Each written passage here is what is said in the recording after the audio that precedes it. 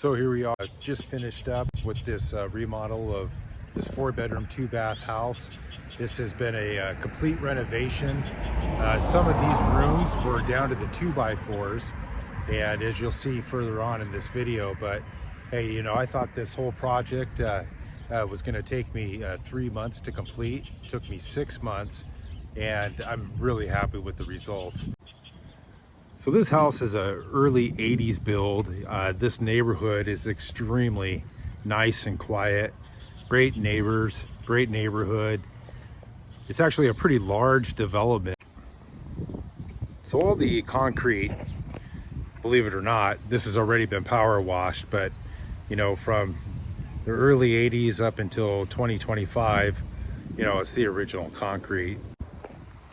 One thing I love about this property is the maturity of the trees. Big, beautiful oak trees. I actually had this tree trimmed down a little bit, cut back in certain areas, so it wasn't, you know, the branches weren't completely laying over the roof and going into the neighbor's yard. Love the brick facade on the front, both here and in front of the garage as well. All vinyl siding around the rest.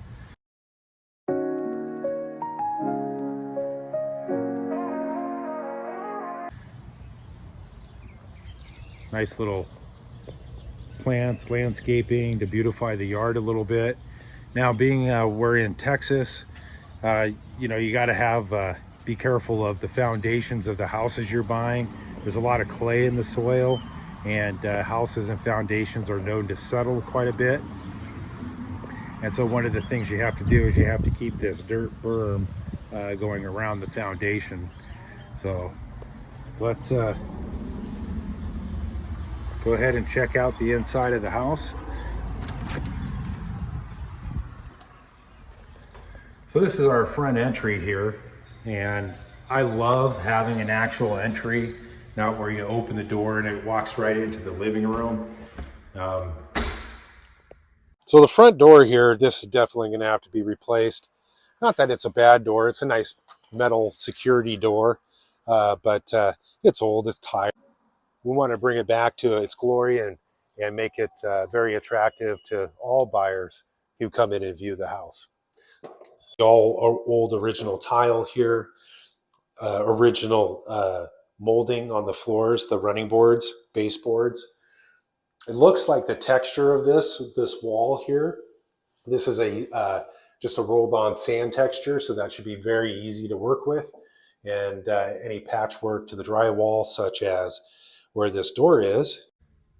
I just think it's a little nice to actually walk in a little bit and then get into the living area. So all new floors. This floor is it's a floating floor, snap block laminate. This floor is actually called Tavern Oak.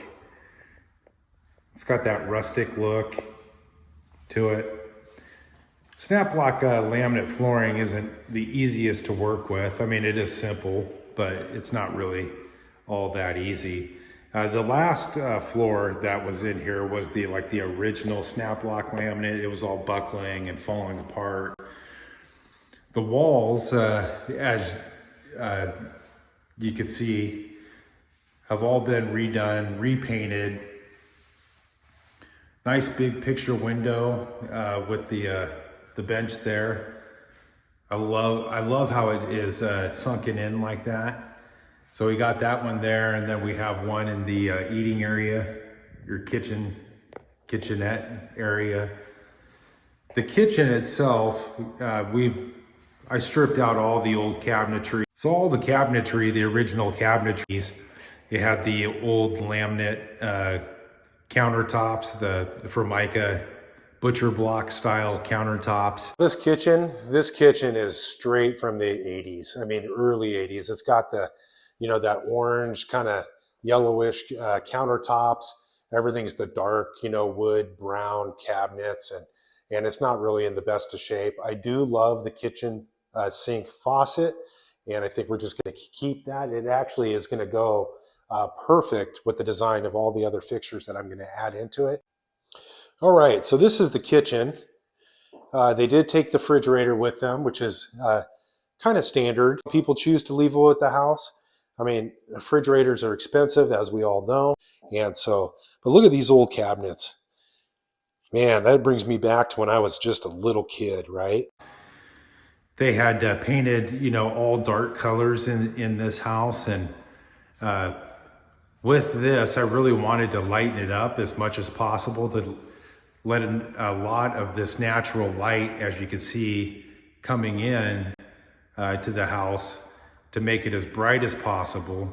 There's overhead lighting fixtures in every room except for the living area. Of course, you put your, lamps in there, but the paint when I got into this room was all dark. So we don't have much in the way of light here.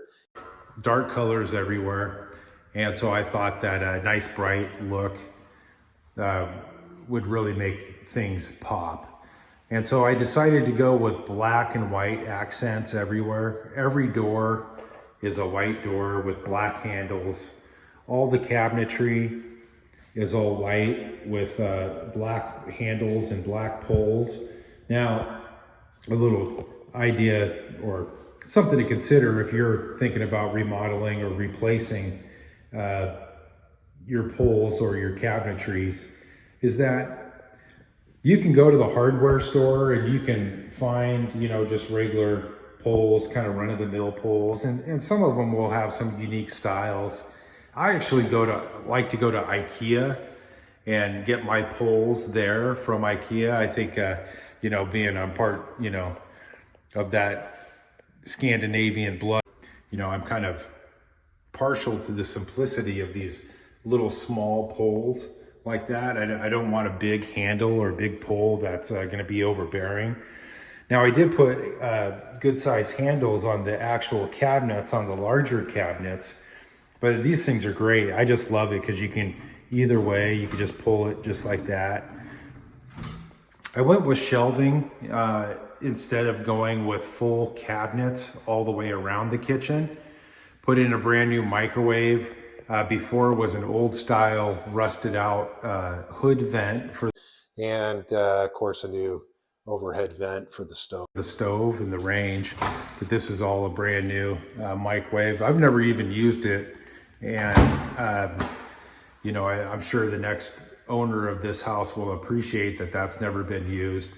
But to hold it, I wasn't even going to put this cabinet above there, but to hold the microwave, I actually needed something to hold it up there. So I went ahead and installed the cabinet above it, and actually turned out pretty good. I really am happy with that look. I went with a little modern type box shelf here that I also picked up at IKEA. I thought that was just a nice little touch to offset just your regular white shelves and the black braces. Now, this isn't a marble countertop. This is a Formica countertop, but it looks great, and the contrast with the white cabinets. White cabinets are classic. They'll never go out of style. I love the little cutout or pass through from the kitchen to the living area. I was going to knock that wall down altogether and create kind of like an eating breakfast nook, but I decided against it once I started tearing everything apart. With that, I didn't want to run into the risk of having that be a supporting wall, which I believe it is, going up and looking in the attic and doing a little bit of work and cleanup up there. I kind of realized with looking at the trusses that might be actually a supporting wall. Now, this had a popcorn ceiling, and even here in the South, which is funny and kind of interesting, is there, up at, even until the early 2000s, mid 2000s, they're still, I'm still seeing popcorn ceilings. So they must be pretty popular. And I know the idea behind it is acoustics. Actually, somebody pointed that out to me. It's to eliminate echoes, but you know, hey, that popcorn gets, especially when you have these overhead vents like that. And one thing that I noticed right off the bat is that the filters underneath the furnace filter, the HVAC filter, was really, really dirty. I don't know when the last time they ever replaced that filter was, but it had blown dust all over that popcorn ceiling. These have the old, popcorn ceilings from, the 70s and 80s.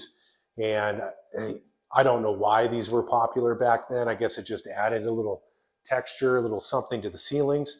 And the ductwork, being it's a slab foundation, doesn't come up through the floor. So it goes through the attic space and then drops down below. And as you can see, all that ductwork, I don't know if you could take a look at that. I know, again, the lighting's pretty bad, but I'll show you in other rooms. But you can see the black soot that it has pushed through. That's actually just dust.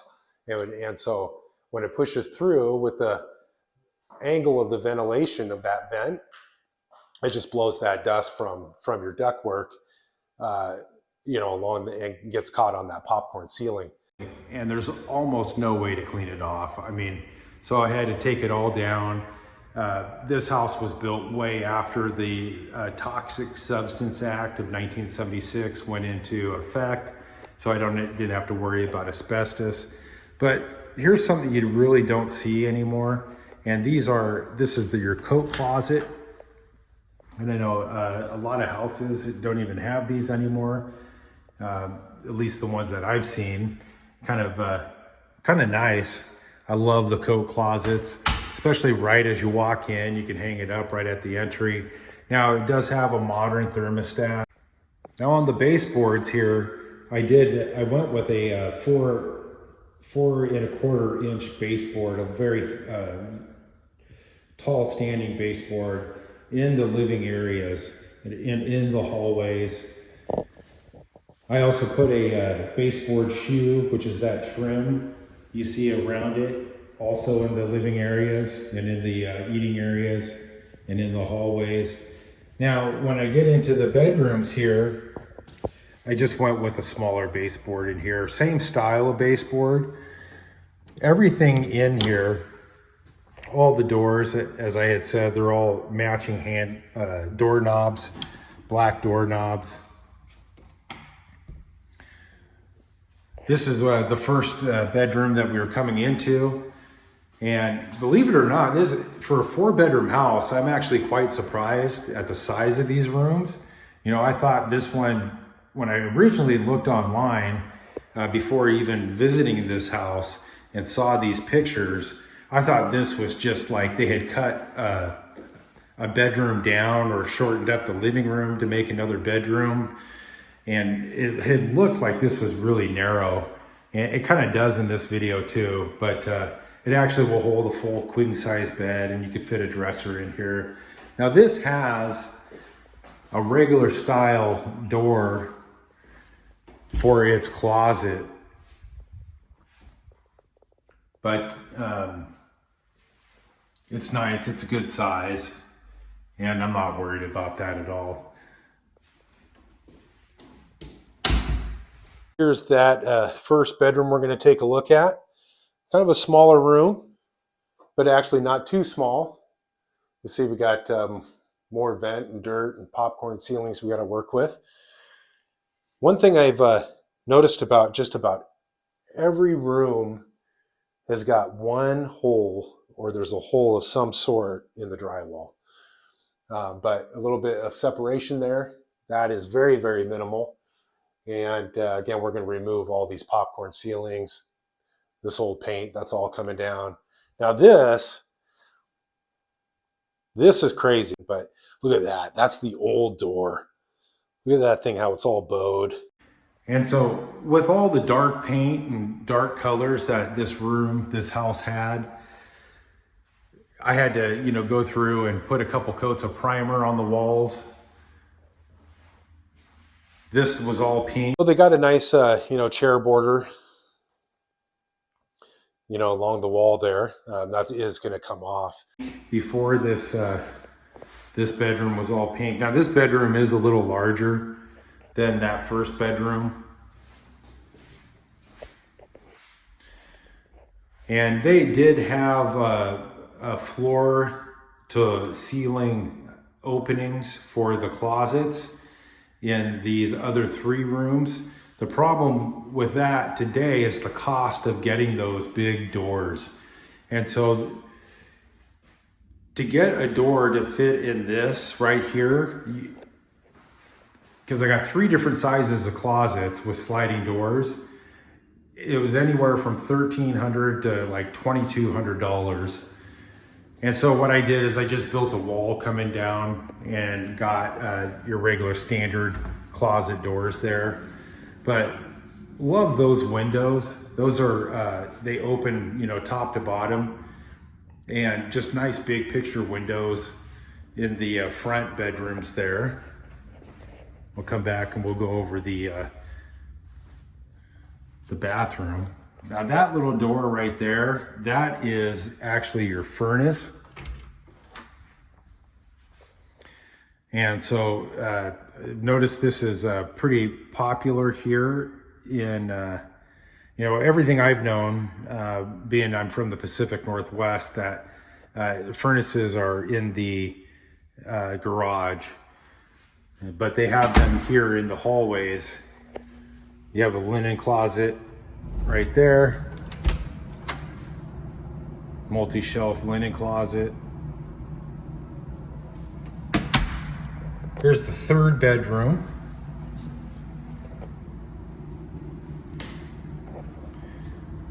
And so this room was all tiled. Floor. This is actually a tile floor. You know, these are very popular today. It's pretty. It actually was a really nice wood look tile, big plank tile. But the problem is that it didn't tie in with the rest of the house. This closet here is a 60-inch. It's a 60-inch closet door. The first bedroom I showed you was or the second bedroom I showed you with sliding closets. That was a 48-inch.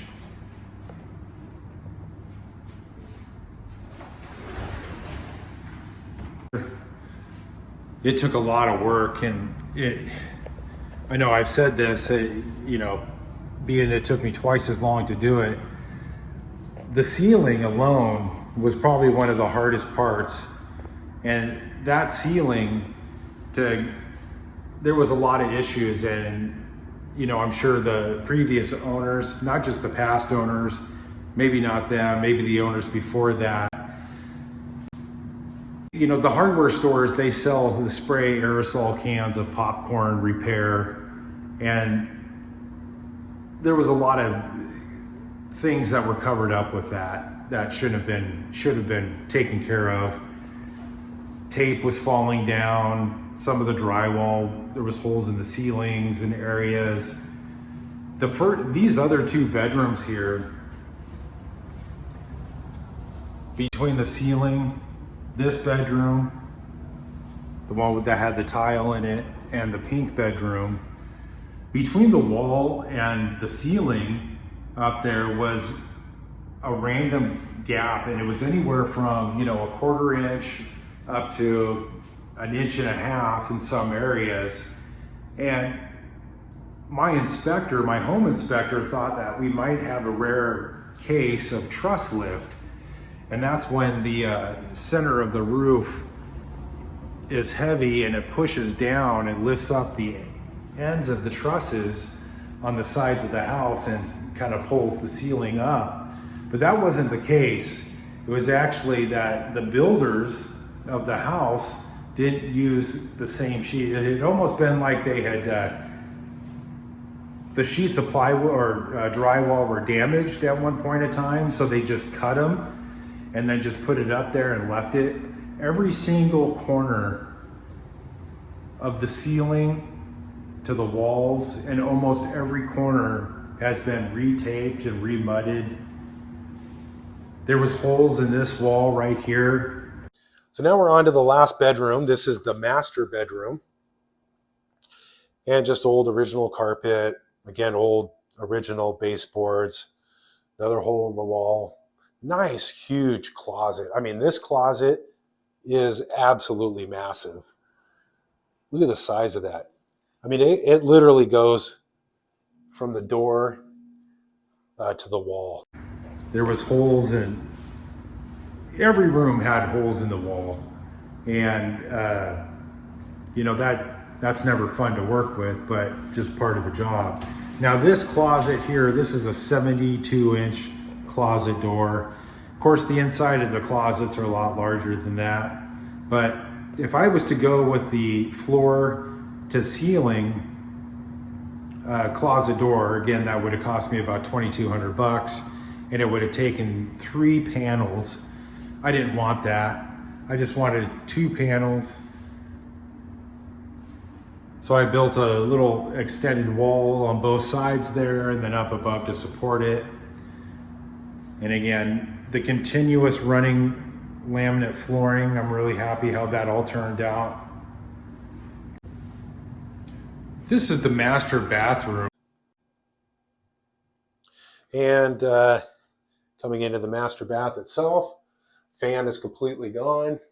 We're going to replace all that. Another old school vanity, newer toilet, but old school vanity. And hey, look, all this stuff, you live in a house, and the beautiful thing about owning a home and living in it is that if you're planning on being there a while, you don't got to do it all in the same day. You could do a bathroom 1 month, and next month tackle another bath, and do medicine cabinets, because this is just a hole in the wall, just like the other bathroom. But all this tile is going to go. This is all just old school tile. Actually, it looks like nice tile work, but as you can see, there's some mold buildup on the caulking, the dish, the soap dish soap holder, that's gone, that's broken off. And again, all the paint starting to peel from the top of the ceiling there. So again, all that's going to be replaced. That same crack kind of follows the other side of the wall there. So that's all going to be taken care of as well. Had an old, like super old particle board, brown particle board, and like old cream orange style countertops. I wasn't going to tile all this. It had a tile, like a 4x4 inch tile along the sides and the back. Up above here, this tile is a 6x6 inch, and that's the same style tile that I used in the guest bathroom on the walls. But originally this was just paint. And when I first got into this house, all the paint was coming off. The bathroom fan wasn't working, and it was all rusted. The light didn't work, the fan didn't work, and I'm sure it didn't work for quite a while. And because of that, all the humidity from this shower going up would hit that ceiling, that low rise ceiling there, and it created all the paint to peel down. And that's why I just had exposed drywall. The hardest part of refinishing these bathtubs for me is the cleaning process. So you have to use a high potency rubbing alcohol, steel wool or sandpaper, and then they even give you a formula that you mix together to clean it after you've done all that. And you have to do that process like 3 or 4 times to make sure that all the grease and the grime has been lifted up from the original porcelain, because underneath that porcelain is metal. And then and that's the reason why I had to refinish this bathtub, is because of that porcelain was wearing down and showing the metal through it. So I'm really pleased on how that turned out. Then you have to put like 3 coats of the new, I don't know if it's new ceramic, but it hardens like concrete. And so that right there, you have to, that whole installation process is another day. You have to come back every 3 hours and put another coat on. And then to have it cure properly, you'd have to have it sit for like 72 hours. It said 48, 72. I just went the longest time. I went 72. I just used, you know, another bathroom. We'll go take a look at the backyard here. So the backyard, it's pretty simple. Not a lot to it. Just kind of spotty grass. They had a fire pit there. I don't know when the last time it was used. Decided to keep it. Fire pits are pretty popular. If somebody wants to remove it, they can. Old chain link fence and an old barn style shed. Trees, there was a line of trees that went they were really close to the house. There was a tree here in front of this big, beautiful picture window, and that was pushed up right to the window, and it was hitting the top of the eave here. Now that tree had a big wasp nest in it that was about the size of a basketball. Football, maybe a rugby ball size, but it was pretty big. Look at that monster beehive right there. Ooh, look at that. That thing is nasty. And so that's all gone. I had a tree company come in and they removed the trees, removed the branches. There was a branch laying on top of the roof there. I went up and I inspected it afterwards, and they had gotten they did a great job. No damage to the roof whatsoever. One thing I love about this house also is, if you can see up there, they have, that's one, and then I don't know if you can see the other one, but solar roof attic fans. And so that helps maximize energy costs during the summertime with the extreme heat. Keeps all the air moving up in your attic space, which is pretty awesome. So this house also has a couple security features. It's got a regular ADT security system, plus it has the Ring video monitoring system, which is all pretty nice. And so the next owner could really benefit of a little bit of added security with that. And so, hey, 6 months, that's what this house looks like. Now, with everything, you know, there were things that I didn't replace, like the range was fairly a newer range, so I didn't have to replace that. I just cleaned it up. The dishwasher worked fine. It isn't the best dishwasher, but it's a black dishwasher that ties in perfectly with the cabinets and the countertops. And so I'm not going to replace that. But other than that, you know, everything else is new. So I'm really happy the way that this whole house turned out.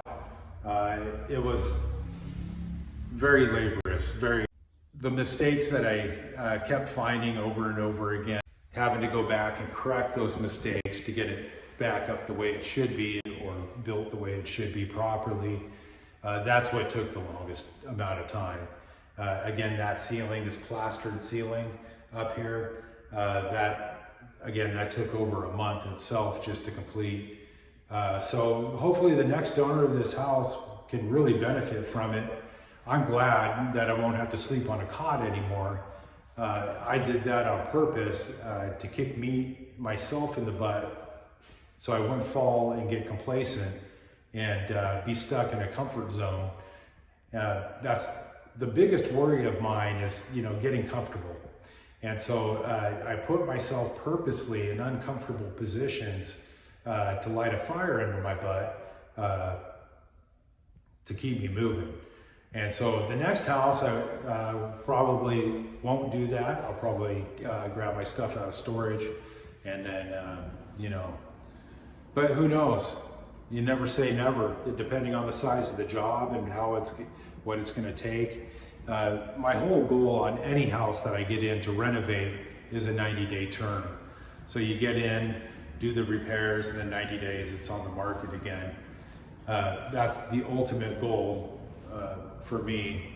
But again, sometimes you run into situations like this house where it just takes a little bit longer than 90 days. So hey, that was the Hard Knock State home renovation project. And if you're not buying, I'm going to ask you to leave. Now, you don't have to go home, but you can't stay here. We'll talk to you soon.